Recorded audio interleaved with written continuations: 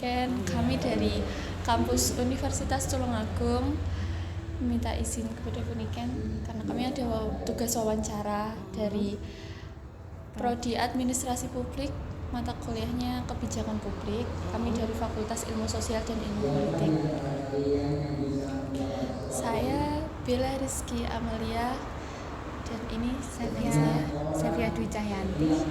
Saya Tarisa Putri Zahrani. Ingin menanyakan terkait tentang faktor yang mempengaruhi kebijakan kurikulum merdeka di sekolah dasar. Oke. Sebenarnya waalaikumsalam warahmatullahi wabarakatuh. Di sini saya namanya Buniken ya. Saya di sini wali kelas 5 sekolah dasar PJ 3. Terkait dengan kurikulum merdeka ini kan memang baru ya. Mulainya itu kalau nggak salah tahun 2022 itu diawali dari kelas 1 dan 4 dulu.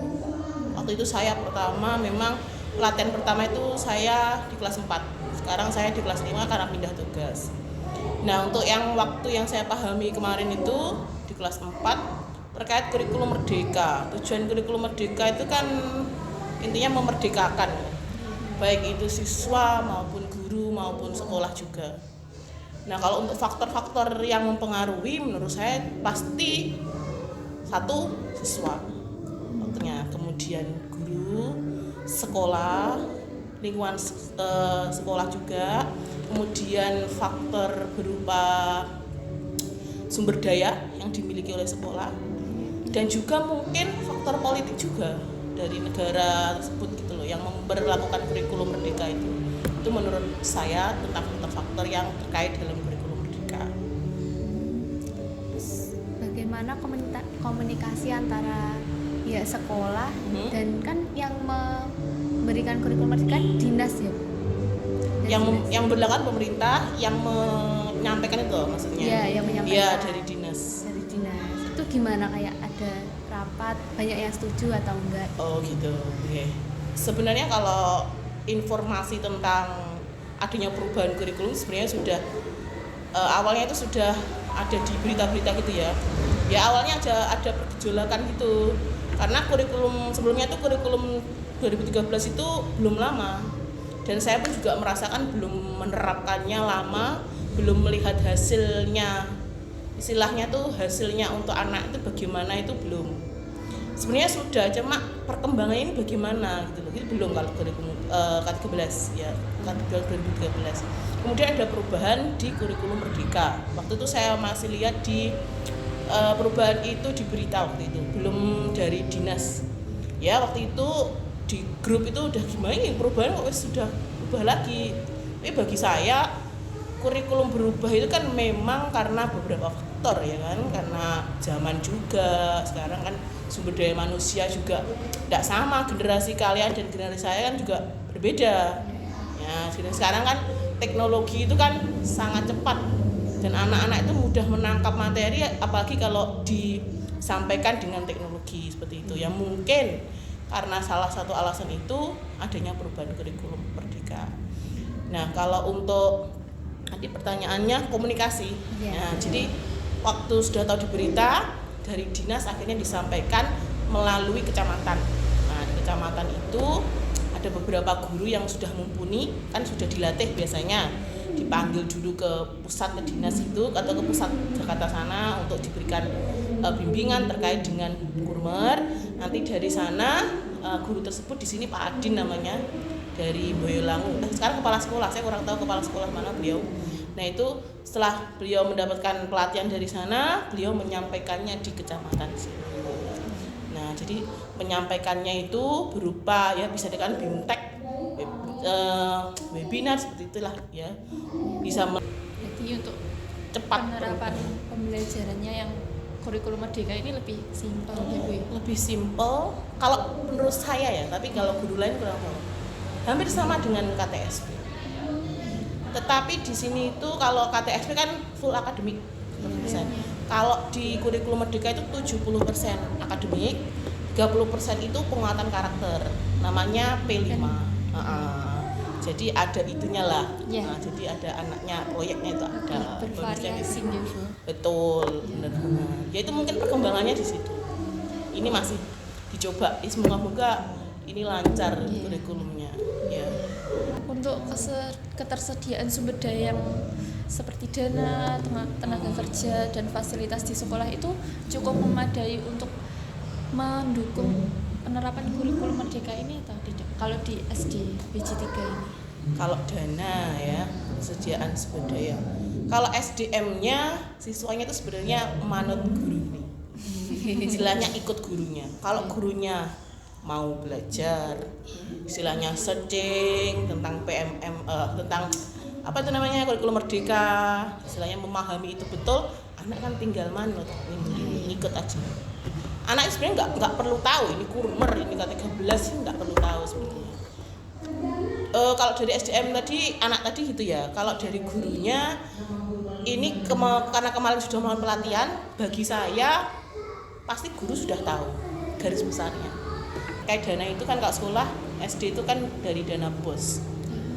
BOS itu sepengetahuan saya, karena saya bukan operator ya, itu kan ikut dari jumlah siswa.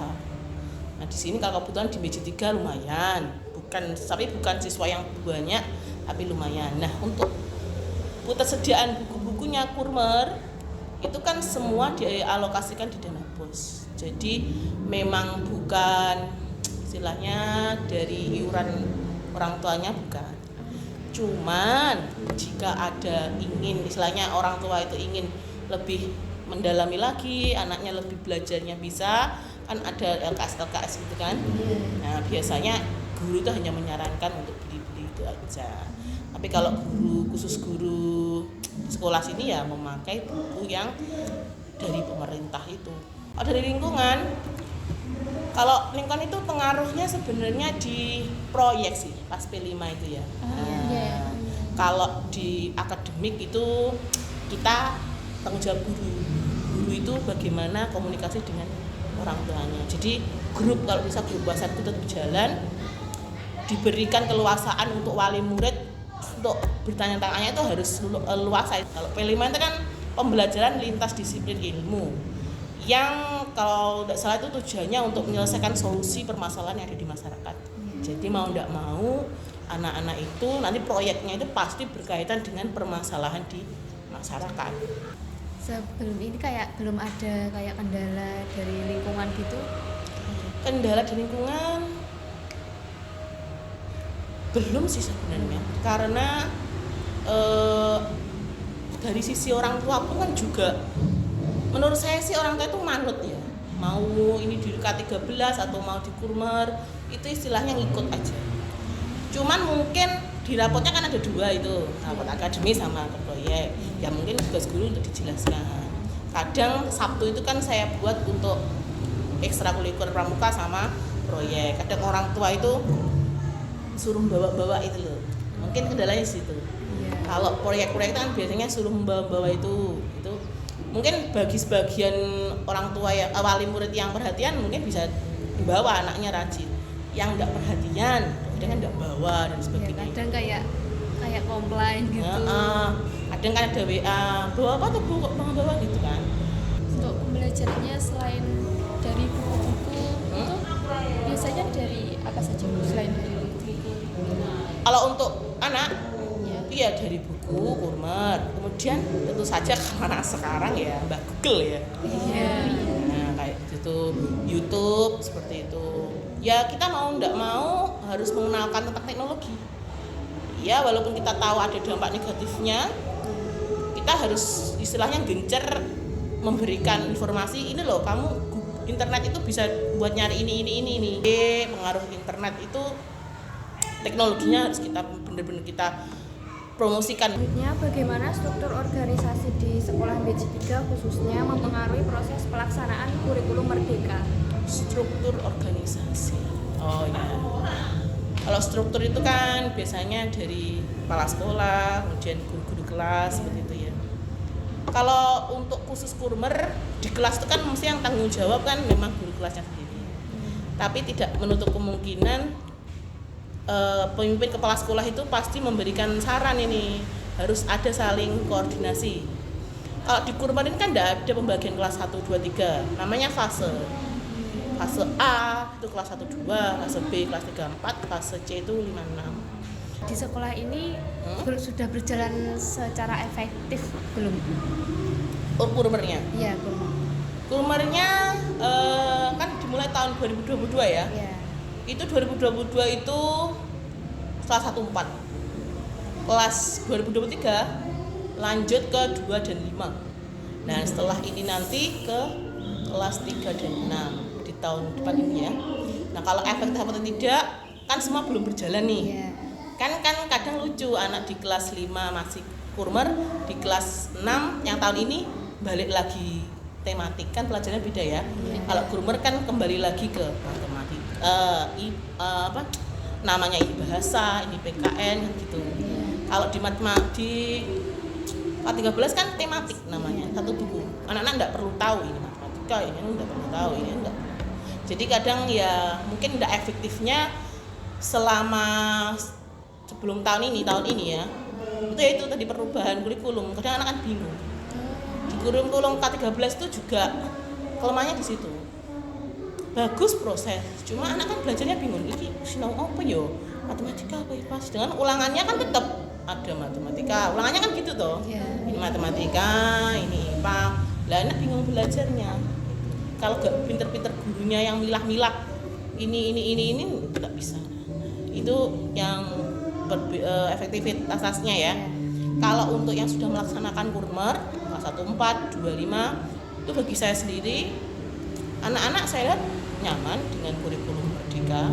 Saya lihat perbandingannya dengan dulu anak waktu K13 tuh perlu bingung kabeh K13. Karena materi sangat banyak, saya pun mencatatkan banyak materi. Kegiatan padat karena di situ kan ya enggak maunya anak proses kan. Tapi kan tetap yang diujikan kan materi ya. Jadi guru juga serba salah, istilahnya harus materi ya, melakukan proses sesuai dengan buku K13 dulu juga ya, dan itu waktunya padat sekali. Nah, kurmer ini materinya sangat sederhana. Guru bisa atur tuh. Jadi kurikulum Merdeka ini belum menyeluruh sampai kelas 1 sampai kelas 6 ya? Belum. Insya Allah tahun depan ini kelas 3 dan kelas 6. Karena berkelanjutan. Nanti kan didiklat lagi nih. Bertahap. Yang kelas 3 dan kelas 5 gurunya dikumpulkan lagi. Nggak bisa langsung sabrek, nggak bisa. Nah, tugasnya guru yang sudah praktek ini seperti saya yang kelas 5 ya membantu guru kelas yang mau mempelajari. Sudah semua. Terima kasih ya Bu udah mau menjawab pertanyaan-pertanyaan dari kita. Jadi yang politik kayaknya ada ya? Ada, tapi Enggak, Tapi sudah. kan semuanya sudah Sudah ya. Oke. Iya. Ya, semoga saja nanti jawaban dari saya yang mungkin istilahnya belum sempurna ya. Nanti bisa sedikit memberikan informasi terkait dengan kurmer dan juga tugas dari mbak-mbak di sini. Semoga bisa selesai dengan baik. Kuliahnya semester berapa ya? semester 2. Masih baru 2. Iya. Nanti bisa sukses lah ini tugasnya ya, kelompoknya. Yang penting kalau tugas kelompok kayak gini tuh harus koordinasinya harus pas. Semoga sukses, kuliahnya lulus. Masih beberapa semester. Tenang. Terima kasih Bu. Terima kasih banyak sudah menjawab pertanyaan dan pertanyaannya terlalu banyak ya. Ya sama-sama. Ya, mohon maaf ya karena kenyamanan gini, maksudnya tempatnya seperti ini apa adanya, juga kasihnya cuma air minum. Ya, Malah saya merepotkan. Sudah sangat membantu. Ya. Terima kasih. Semoga bisa membantu. Sukses.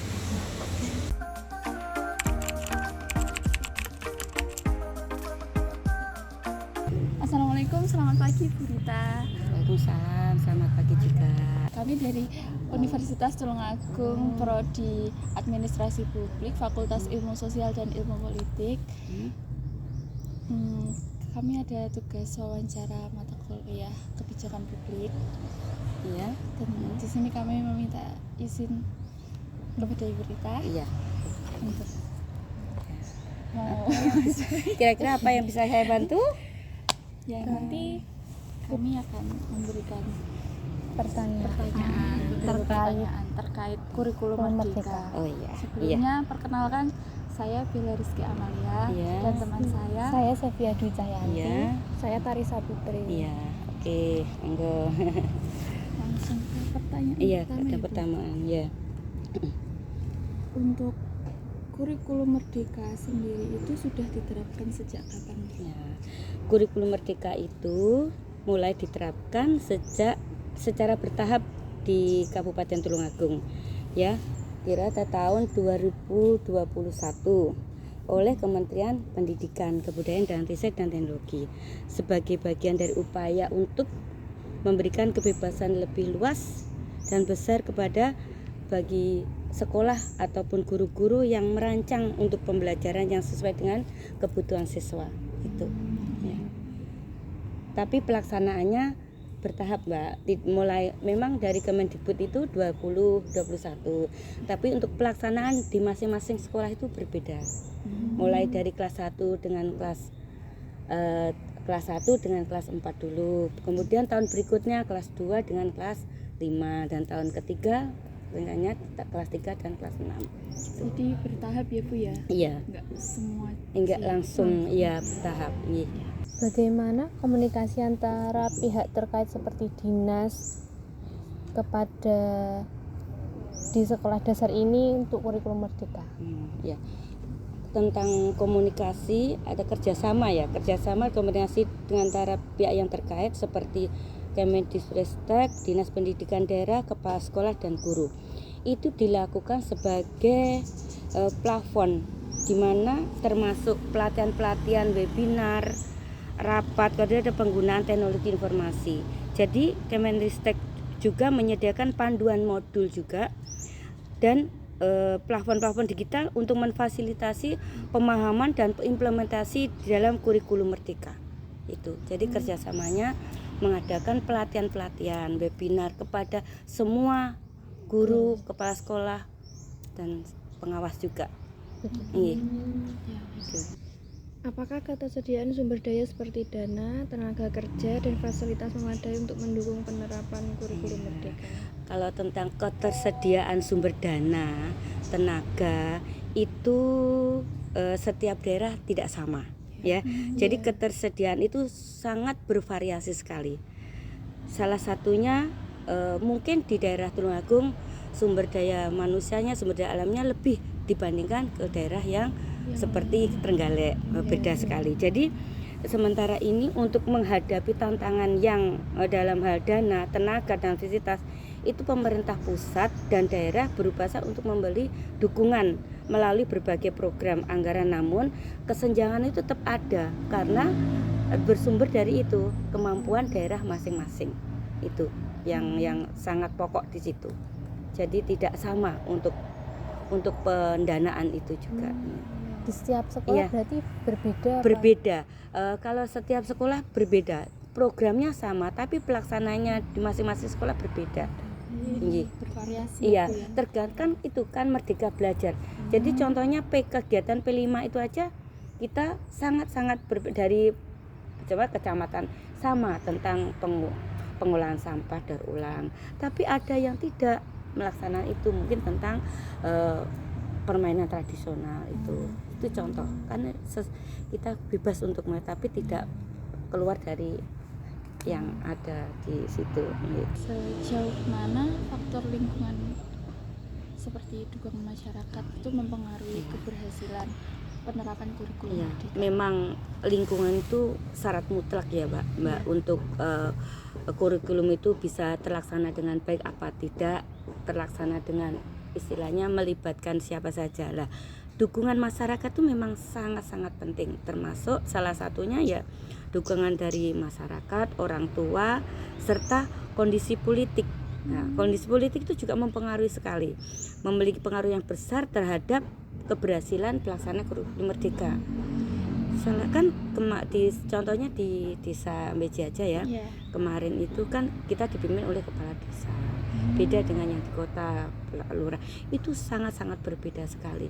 Faktor mendukung kepada pelaksanaan kurikulum Merdeka itu sangat-sangat tapi dukungan positif masyarakat itu dapat memperkuat implementasi, sementara kondisi politik yang stabil dan bijakan pemerintah mendukung dan memastikan kelangsungan kondisi program tersebut, konsisten dalam mendukung program kurikulum merdeka.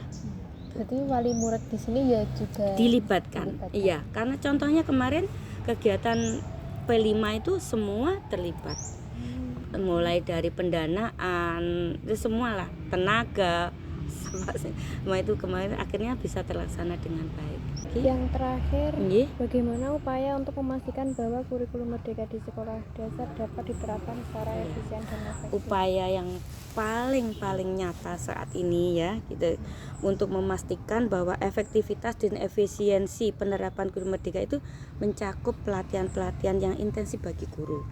Itu penting karena guru kalau tidak dibekali dengan itu nggak mungkin akan bisa mengajar anak yang lebih anak. Karena perkembangan zaman begitu, perkembangan teknologi juga begitu pesat. Akhirnya guru yang biasa gaptek akhirnya ya berusaha untuk bisa itu ya. Belajar. Ya, terus ini penyediaan sumber daya belajar yang memadai ya, itu salah satunya juga. Terus ini pemantauan dan evaluasi berkala.